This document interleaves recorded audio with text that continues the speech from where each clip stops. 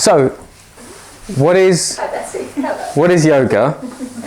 Who wants to tell me? The stillness of mind. It depends who you ask. Oh, come on. If you ask, Patanjali says it's the stillness of mind. We as individuals say it's the stillness of mind because that's the definition we've been given, but on an individual note, we don't really know. We're still trying to work it out. We are a work in progress, so is our definition of yoga. This is why we would say to someone, just do yoga.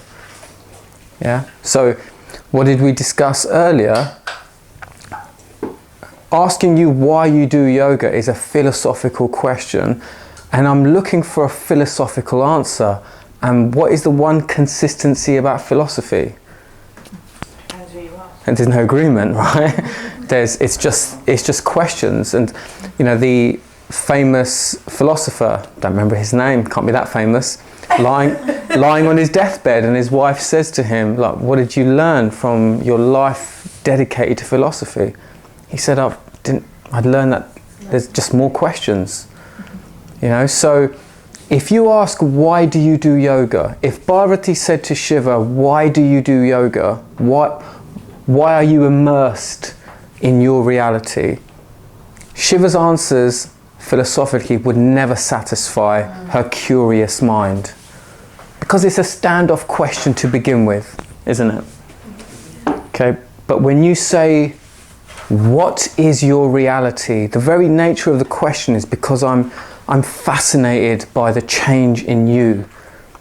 You know, not always. Some people are threatened by it, and that's when they'll say, why do you do yoga? You've changed so much. You think, no, I haven't. You just are still the same person. I've just evolved. When that person wants a metamorphosis of their own, they will say, Richard, what is yoga? Richard will be like, well, there'll be some philosophy in the answer, but generally speaking, it will end up with, just come along and try. And I'll be like, that's what I was fishing for in the first place. So that's what Parvati wanted. That's why she sat on Shiva's lap. It was a loving question. There was no kind of, I don't know what word I'm looking for, but she wasn't looking for an argument. She wasn't looking for an intellectual answer. She wasn't challenging Shiva at all. She wasn't threatened by it. She sat on his lap and just made a loving inquiry, looked into his eyes and said, what is your reality? And it's like, what is yoga? Can I come? Can I come to your yoga class with you? Can I share this wonder-filled universe with you? I don't know how to ask this in the right way to try and assess what I'm trying to get out of it, but with the story and the way that you used to say it, because I don't understand it well enough otherwise. If this person was so enlightened, why then did they fall in love? Who? Shiva. So he's already enlightened, right? He's already found this greater purpose, but then he falls in love. It's more, when you say they fell in love, that's not really kind of what happened. Right, okay. Parvati is the goddess. Okay, she is an enlightened being. She is an extension of Shiva. She is also part of the same reality that Shiva's apart from. Shiva doesn't love anyone. He can't love. Shiva is love. Wow. You know, it's greater than that. It's something, so it's a really profound question actually, and it's something we could discuss but it's not the same love we've come to understand. It's beyond that. Again, the important thing to remember is Parvati and Shiva love each other, and we've used those words because it helps us understand the situation. But in reality, it's beyond that. Shiva is love. I know it can get deep. I'll understand in a few decades. Yeah, of course. I know it can get deep.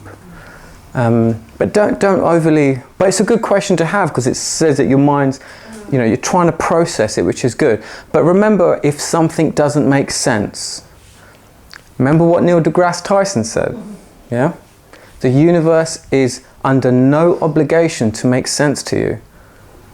If Shiva is love, love is God, can we attain to this union through love? Can I become an enlightened being? Can I experience samadhi, bhairav? Can I experience this by being loving or falling in love? What is love? I knew you were going to pipe up with something. Your wife gave you a coffee. Oh, sweet. See, this is love. This is love, you see. Can a man experience love in the same way as a woman can? My answer is no. You all might have different opinions, but we're not here to hear your opinions. We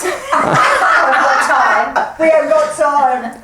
Okay, you can, but not in the same way. Like, Zaki, like, is everything to me, and nothing that you could have ever said about love, about emotions, could have ever prepared me for how my body was downloaded almost. Like, completely overridden. My circuits, my heart, everything was overridden for how much I love this child. And it is the most overwhelming feeling, like this feeling of attachment, you know, that what am I going to do? Like, what would I do without him? Like, God forbid something happened, like literally, what would I do? We say we're in love with someone. When we reflect, it was just infatuation, physical. Yeah. But when you feel love, you know it's love, right? It's like someone said to me, Zahir, what is your reality? What is love, right? I can't tell you. I can use a quote from Khalil Gibran and put it in my book and say this is love, but I'm using him to articulate something I have no words for. This is why I've used so many quotes in my book, because I feel like people can wax it more lyrical than I can. This feeling of love, okay, in theory, I can find peace within, which, if I'm honest, I have. You know, I'm not the same person I was before Zaki. I feel it in my soul. I'm just not. Okay, and I wouldn't have it any other way. I love being a dad. I understand the purpose of life, whereas in before, life is practical. You just get on with life and you try to find magic in life. You know, you look for things. And how do we fill most of that void? In partners, in romance, drugs, all sorts. But if you're aware and alert, which I think I have been, I found the void that we all have in Zaki. A holy man who leaves his children and his wife and goes and becomes a wandering monk, so to speak. Was there ever real love in his heart to do that? Did he marry someone through an obligation, an arranged marriage? And did he have children because it was practical? Did he want children? Did he want to be married? Was this his choice? Can he love that child in the same way? In the way that I fell in love with Laura and we gave birth to love? Does he experience the same thing? That's the most beautiful thing I've ever heard. That's adorable. But can he? We are different. He would leave. I don't even leave Zaki for a night. I haven't. If I feel like this, how must a mother who is aware and allows herself to feel this way, how can she feel something even more? Okay? Bhakti yoga, love. So you give your life up to God, to love, or you can experience God outside of a temple in some other way. Is that through your child? Are there other ways that I'm forgetting or missing?